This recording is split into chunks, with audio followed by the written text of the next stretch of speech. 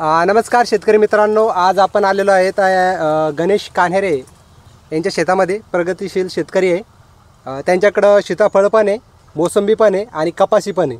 तर आपसाईटी वापरल्यामुळं काय फायदा झाला तर हे आपण ऐकून घेऊ त्यांच्याकडूनच. तर गणेश भाऊ, तुम्ही आपसाईटी वापरल्यामुळं तुम्हाला काय फायदा झाला? आमच्या सरकीला कायऱ्या वाढल्या. हां हां कायऱ्याचं प्रमाण वाढलं, कवळकी वाढली. हां हां असं असा प्रकार आहे.